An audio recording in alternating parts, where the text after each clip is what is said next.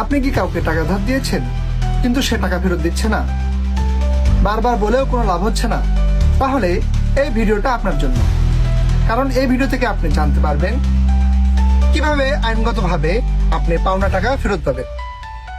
ভিডিওটি শেষ পর্যন্ত দেখুন, কারণ শেষে আমি বলে দেব এমন কয়েকটি ভুল যার কারণে 90% মানুষই এই ধরনের মামলায় হেরে যায়।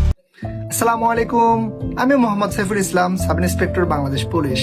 আপনারা দেখছেন সাইফুল স্টক বা সাইফুলের আলাপন নামক ইউটিউব চ্যানেল। আজকে আমাদের বিষয় মানি স্যুট মামলা।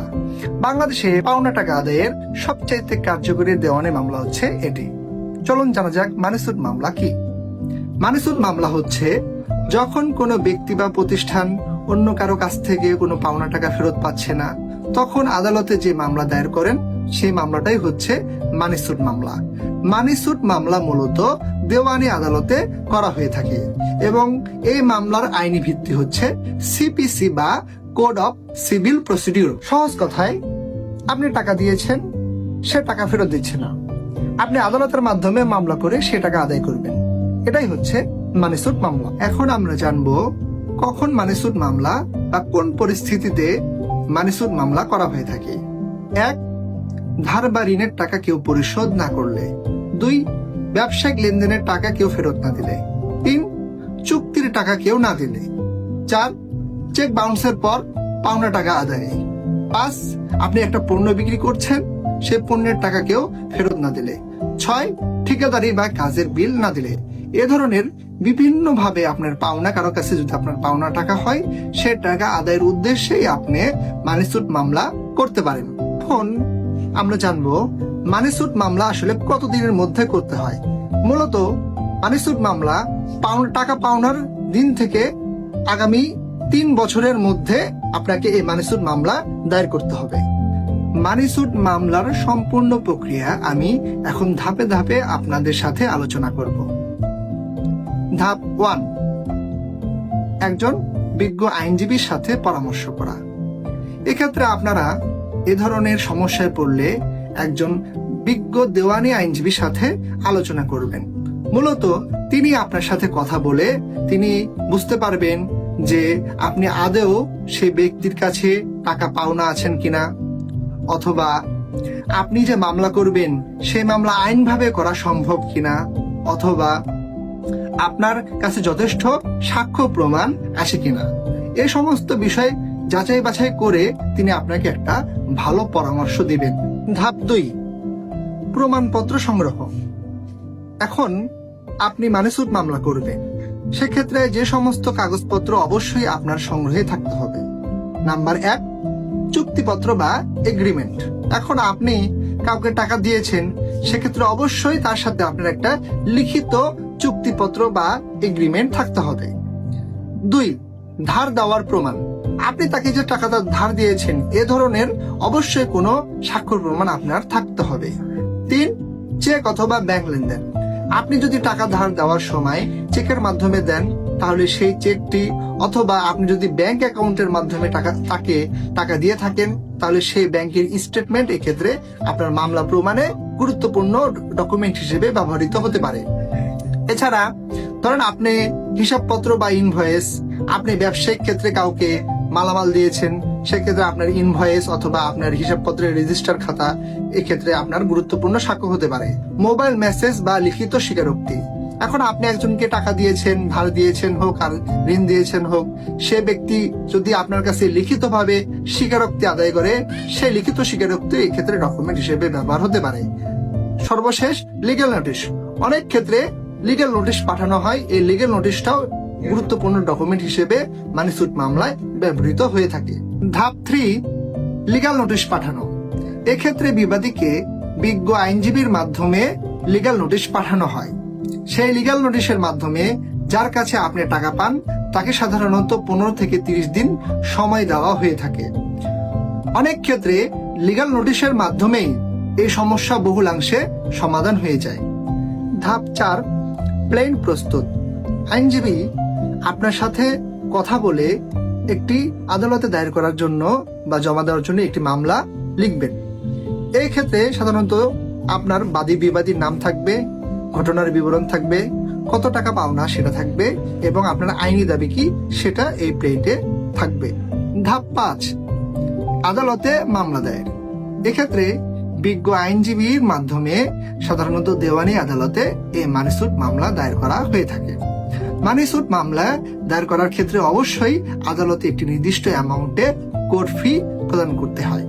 এখন আপনার মনে প্রশ্ন জাগতে পারে, মানি স্যুট মামলা করতে তাহলে কত টাকা খরচ হয়? মূলত এক্ষেত্রে 3 ধরনের খরচ হয়ে থাকে। নাম্বার 1, কোর্ট ফি। আপনি মানি স্যুট মামলা করতে গেলে আপনাকে একটা নির্দিষ্ট অ্যামাউন্টে কোর্ট ফি দিতে হবে। এই কোর্ট ফির পরিমাণটা কত হবে সেটা নির্ভর করছে আপনি কত টাকার মানি স্যুট মামলা করছেন। নাম্বার 2, বিজ্ঞ আইনজীবীর একটা ফি। আপনি যখন একজন বিজ্ঞ আইনজীবীর মাধ্যমে কাজটা করাবেন সেক্ষেত্রে তাকে অবশ্যই একটা নির্দিষ্ট অ্যামাউন্ট ফি হিসেবে দিতে হবে। এটা আইনজীবীর উপরে এবং তার দক্ষতা, কর্মদক্ষতার উপরে নির্ভর করে। অন্যান্য খরচ যেমন নোটিশ খরচ, টাইপিং ও কপি, হাজিরা খরচ, প্রসেস সার্ভার ফি ইত্যাদি ইত্যাদি। ধাপ 6, সমন জারি। আদালতে মামলা রুজু হওয়ার পর বিজ্ঞ আদালত বিবাদীকে হাজির হওয়ার জন্য সমন জারি করবেন। আদালতের সমন পেয়ে বিবাদী আদালতে হাজির হয়ে জবাব দিবেন।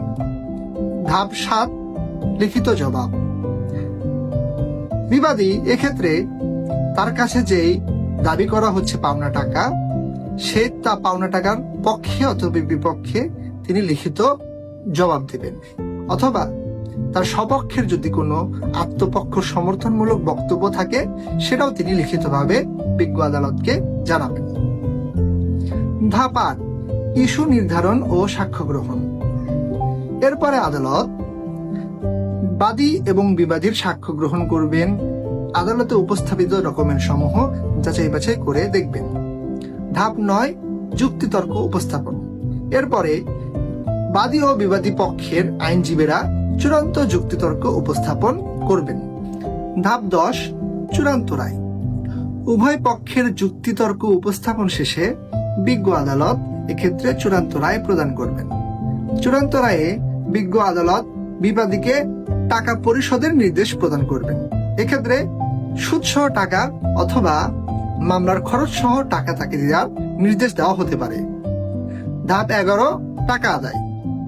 এত কিছুর পরেও যদি বিবাদী আদালতের রায় উপেক্ষা করে টাকা প্রদান না করে সেক্ষেত্রে এক্সিকিউশন কেস করে উক্ত বিবাদীর সম্পত্তি জব্দ করে অথবা তার যদি কোনো ব্যাংক অ্যাকাউন্ট থাকে সেই ব্যাংক অ্যাকাউন্ট আটক করে অথবা তার কোনো যদি সম্পত্তি থাকে সেটা নিলামে বিক্রয় করে টাকা আদায় করা যেতে পারে। প্রিয় দর্শক, এখন আমি কথা বলবো মানি স্যুট মামলার ক্ষেত্রে যে ভুলগুলো সচরাচর মানুষ করে থাকে যার কারণে মানুষ মানি স্যুট মামলায় হেরে যায়। নাম্বার 1, মানুষ নগদ টাকা দেয় কিন্তু কোনো রসিদ নেয় না। এই রসিদ না থাকার কারণে মানুষ মানি স্যুট মামলায় হেরে যায়। 2, লিখিত চুক্তি করে না। আপনি কারোর সাথে টাকা লেনদেন করেছেন কিন্তু আপনার কাছে কোনো লিখিত ডকুমেন্ট অথবা চুক্তিনামা নেই। এটাও একটা বড় ধরনের আপনার দুর্বলতা। 3, আপনারা জানেন পাওনা টাকার মধ্য থেকে 3 বছরের সময়ের মধ্যে আপনাকে মামলা দায়ের করতে হবে। এখন 3 বছর পার হয়ে যদি যায় সেক্ষেত্রে এটা আপনার মামলার হেরে যাওয়ার অন্যতম কারণ। 4, ভুল আদালতে মামলা করা। আপনারা জানেন মানি স্যুট মামলা দেওয়ানি আদালতেই করতে হয়। নাম্বার 5, লিগ্যাল নোটিশ সঠিক পন্থায় না পাঠানো বা লিগ্যাল নোটিশ না পাঠানো। এক্ষেত্রে আপনাকে অবশ্যই একজন বিজ্ঞ আইনজীবীর মাধ্যমে যথাযথ প্রক্রিয়া অনুসরণ করে লিগ্যাল নোটিশ পাঠাতে হবে। আইনের এই খুঁটিনাটি বিষয়গুলো জানার জন্য আমার সাইফুল স্টক বা সাইফুলের আলাপন পেজের সাথে যুক্ত থাকুন। সাইফুল স্টক বা সাইফুলের আলাপন নামে ইউটিউবে আমার একটি চ্যানেল আছে, অবশ্যই সাবস্ক্রাইব করুন। যদি এই ভিডিওটি কোনো উপকারে আসে অবশ্যই কাছের বন্ধু বান্ধবের সাথে শেয়ার করুন। ধন্যবাদ সকলকে।